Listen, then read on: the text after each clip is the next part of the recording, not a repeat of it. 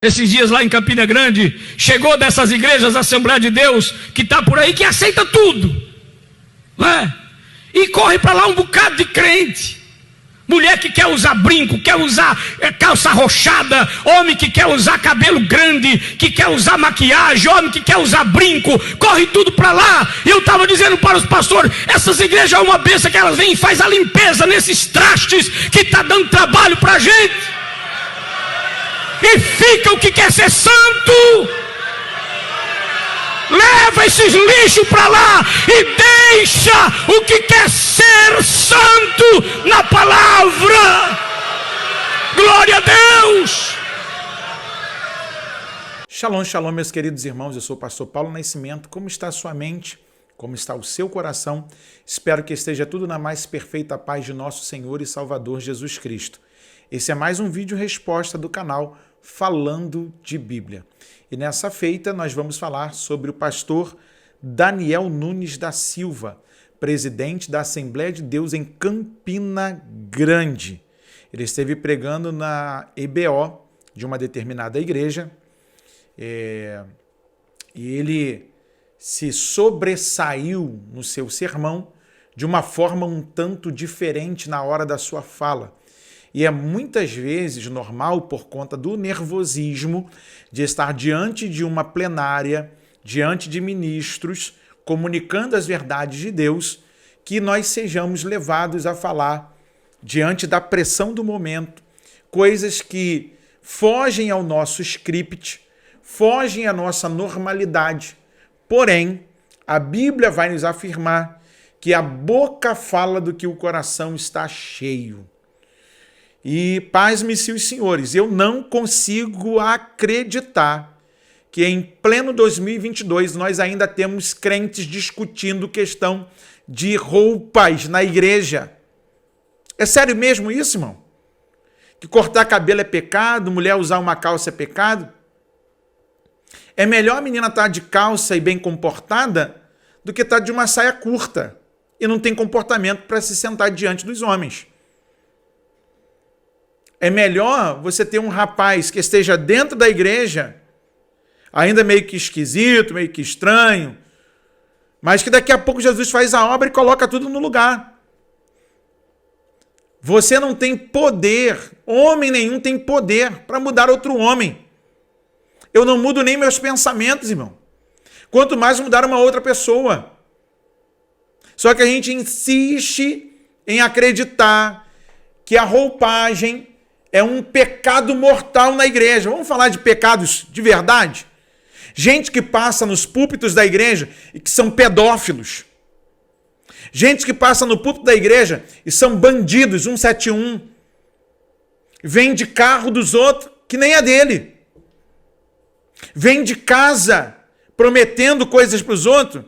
Igual tem um aí na Europa, que já é aqui do Brasil e que foi morar lá, e que está todo enrolado com a justiça e está prometendo para os outros que vão para lá que vai legalizar a documentação sem ter poder para tal.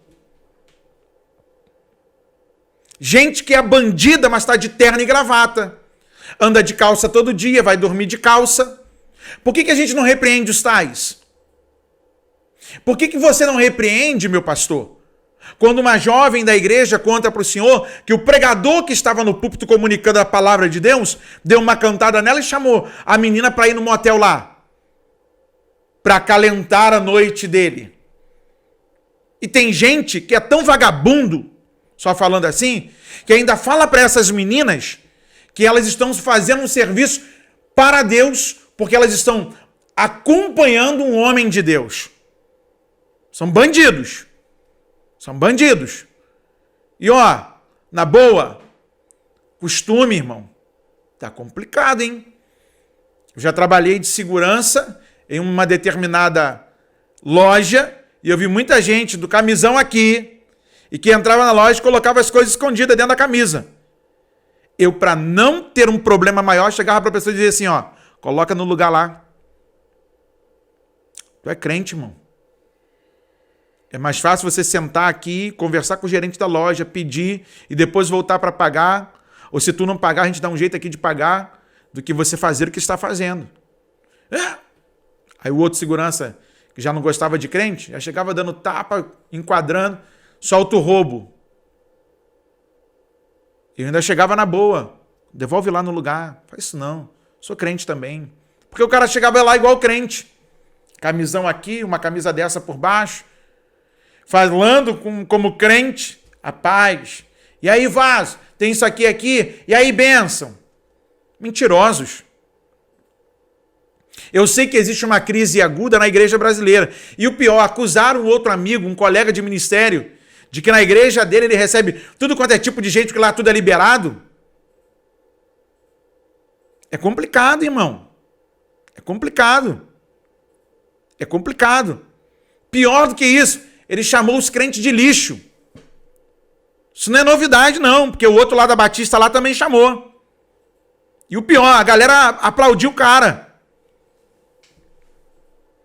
Tá estressadinho, meu irmão? Não quer mais ficar no ministério? Jesus te chamou para confiar as pessoas a um trato, a cuidar do rebanho. E falando-se de gente na igreja, irmão, na igreja só tem gente complicada. Só chega gente destrambelhada, maluca, doida, perturbada. Não existe igreja perfeita. E se você encontrar, não vai para lá não, para você não estragá-la. Só que a turma gosta de falar de uma coisa como se eles mesmos fossem a própria santidade. E aí a coisa ficou estreita. Porque na EBO que ele foi convidado para pregar, para discursar, na escola bíblica de obreiros, ele acabou soltando palavras que não precisava. Que não precisava. Falando de Bíblia, vamos lá. 1 de Timóteo, capítulo de número 6. Milita a boa milícia da fé. Toma posse da vida eterna, para a qual também foste chamado, tendo já feito boa confissão diante de muitas testemunhas. Olha que interessante. Segunda carta de Paulo a Timóteo, capítulo de número 2. Procura apresentar-te a Deus aprovado, como obreiro que não tem de que se envergonhar e que maneja bem a palavra da verdade.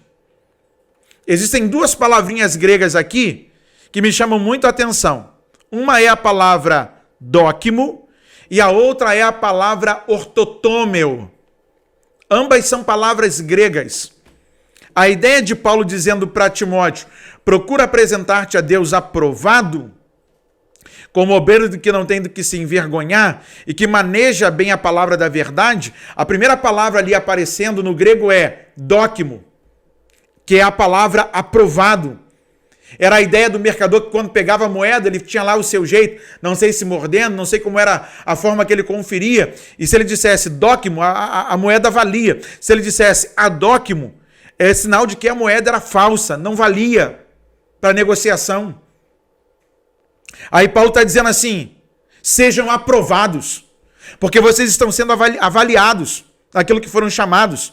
A segunda palavra é ortotômio, que é a ideia do manejar, é a ideia de como o costureiro que passa o corte na tesoura, no pano e não pode errar, para não desperdiçar a sua matéria. É a ideia de como o agricultor que ara a terra e que tem que fazer a sua escavação de forma perfeita, sem deixar distorções.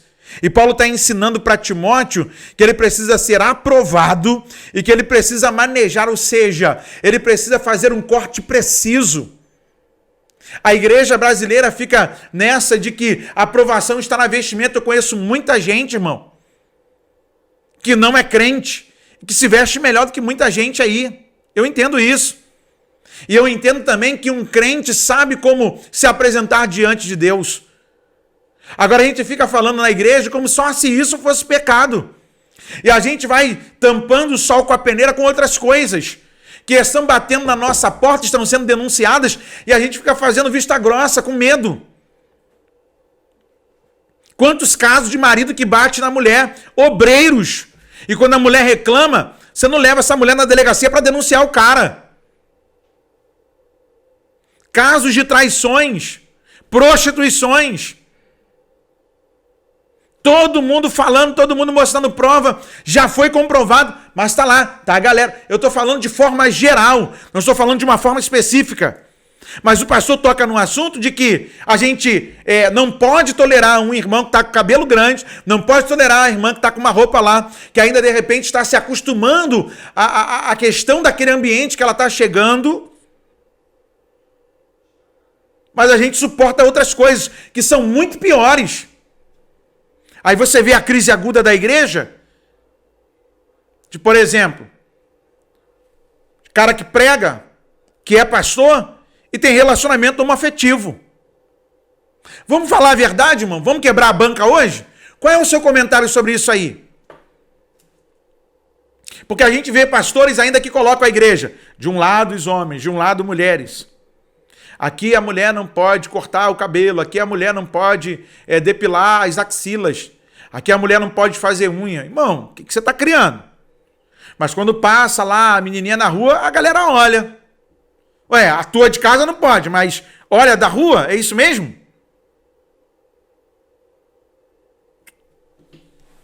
Procura apresentar-te a Deus dóquimo, aprovado, como obreiro que não tem do que se envergonhar, e que ortotômio, ou seja, maneja bem a palavra da verdade.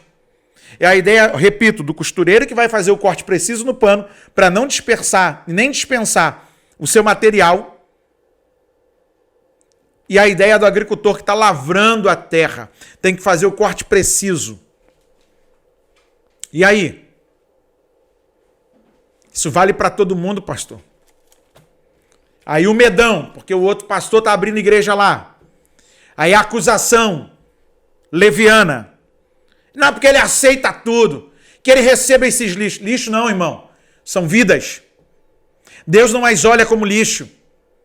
Ainda que seja um viciado, ainda que seja uma pessoa de comportamento duvidoso, elas estão lá porque Deus as conduziu para lá, para o rebanho, para nós tomarmos conta, caminharmos lado a lado. Ou não somos pastores? O que você pensa desse assunto, irmão? Vamos conversar? Porque o negócio fica estreito. Eu detestaria ser chamado de lixo porque eu penso diferente da igreja. Eu sou da época que o crente não podia jogar uma bola, o crente não podia ir na praia. Até o dia que lendo a Bíblia eu li e percebi. Do Senhor é a terra e a sua plenitude, o mundo e todos que nele habitam. Aí me pergunta, pastor, você não vai na praia por quê? Não vou porque eu não quero. Vou quando eu quiser. Meu pai é o dono disso tudo aqui. Eu vou porque é do meu pai. É meu. O ímpio vai de intruso. Ah, porque não pode fazer isso. Aí tem um monte de irmão obeso. Não pode jogar uma bola. Jogar bola era pecado. Aí os camaradas se engasgaram com coisas tão pequenas e deixam vazar outras que são muito mais absurdas. Muito obrigado ao meu irmão que me enviou esse vídeo. E eu fico aqui pensativo. Gente, onde nós vamos parar? O que está acontecendo com a igreja brasileira? Eu falo isso de um modo geral, porque o grito desse pastor aí é o grito de alguém que está estressado com o ministério, que não quer mais cuidar das ovelhas. E quantos pastores estão assim? Precisam reciclar, precisam tirar um tempo para refrescar a mente, precisam tirar um tempo de qualidade para ele e para sua família, arejar a cabeça, tranquilizar as coisas, para depois voltar ao contato com o rebanho do Senhor. Faça como os nossos irmãos, envie o seu vídeo pergunta, interage com a gente lá no Instagram. Você já conhece o nosso Instagram? @falandodebíbliaoficial. Manda lá a sua pergunta, conversa com a gente, vamos interagir.